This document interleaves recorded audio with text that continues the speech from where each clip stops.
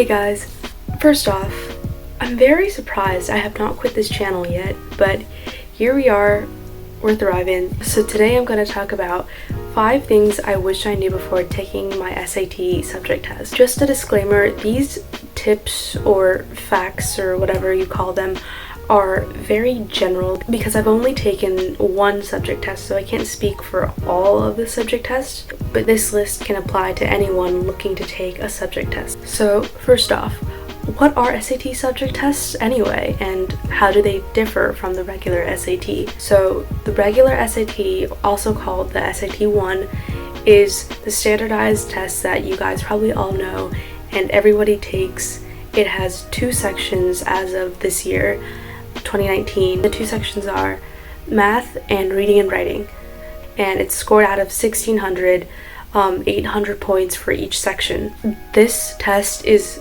basically required for most of the schools that you'll be looking to apply to. The SAT subject tests, on the other hand, are, as you can probably guess, based on different subjects such as US history, world history, bio, physics, literature, etc. There are 20 different subjects I believe you can choose from, and the format is a lot shorter, and that is the first thing I will get into for this list, which is number 1, understanding the format of the test. Unlike the regular SAT, the SAT subject tests are a lot shorter due to it only having 1 section. So they are only an hour compared to the 3 to 4 hours that a normal SAT usually takes. Additionally, you'll be penalized a quarter of a point if you answer a question wrong. But if you leave the question completely empty, you won't be penalized a thing at all. And I know that sounds a little confusing. Like, what do you mean you get penalized a quarter of a point?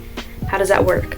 So here's an example. Say you're taking the world history subject test, which has 95 questions, and you get 70 questions correct, 12 questions wrong, and you leave 13 questions empty.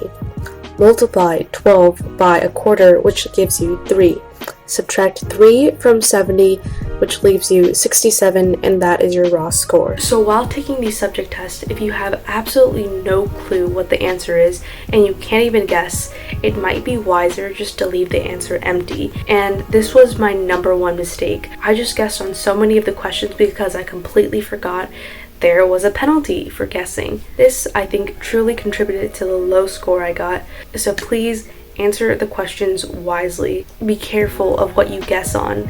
In my opinion, you should only take the risk and guess if you have a 50-50 chance. If all of the answers are up for grabs, just leave it empty. Number 2 is to take the test in June if you're taking the corresponding AP course. This might be a little obvious to you, but I had initially planned to take the world history test a little after my AP exam. But anyway, it's better to take the subject test right after you take the AP test in May, just to kill 2 birds with 1 stone. The content I reviewed for overlapped a lot with the SAT subject test, and that saved me a lot of time. However, that leads me to my 3rd point, which is, even though the content does overlap, it's different from the AP exam. Speaking from my experience and my friend's experience, the SAT subject tests are different from the AP curriculum in the way that they are asking the content and not the content itself, if that makes sense. So for example,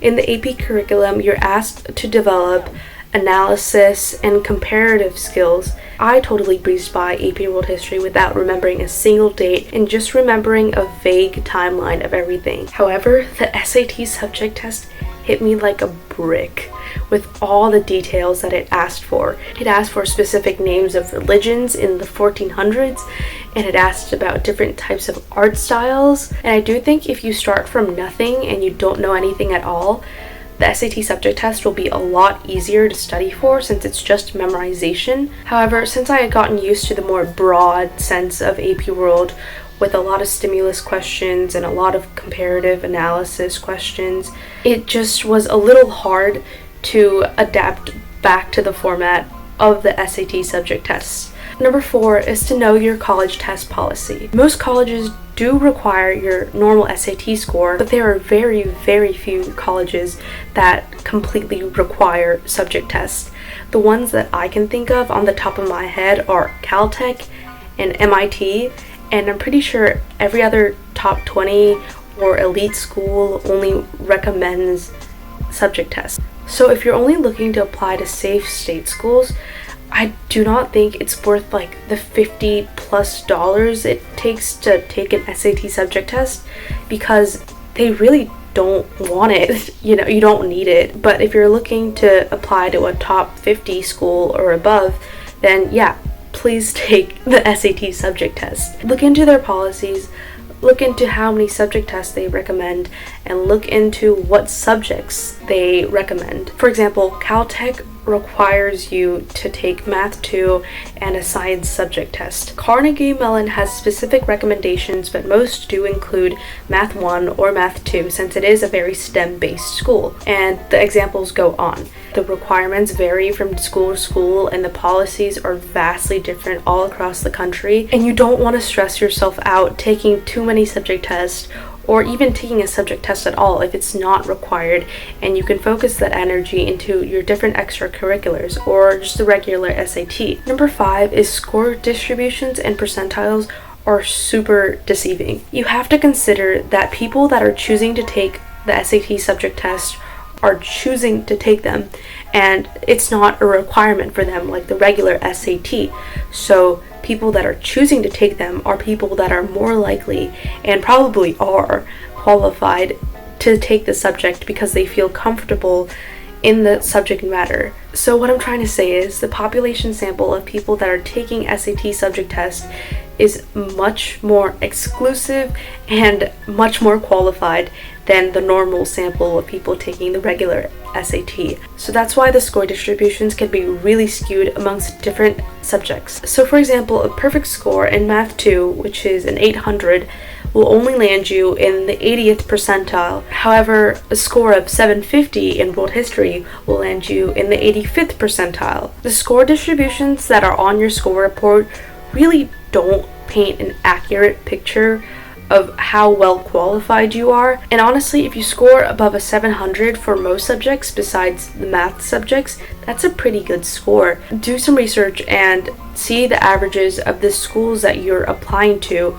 and if you fit into the top 75th percentile at that school, you are totally fine. And on a closing note to that, your SAT subject test score is not everything. Again, it is not mandatory for most schools, and even still, you can retake them or you can take different subjects, and you should not be pouring all of your time into this one test. There are so many different aspects of your application, whether that be extracurriculars or even just your GPA, that you can work on and develop further. But still, I hope that this video reminds you some things that you should really recall before you take your SAT subject test, and I wish you guys good luck on the next testing day. But yeah, I hope you guys have a wonderful day, and I need to go to bed.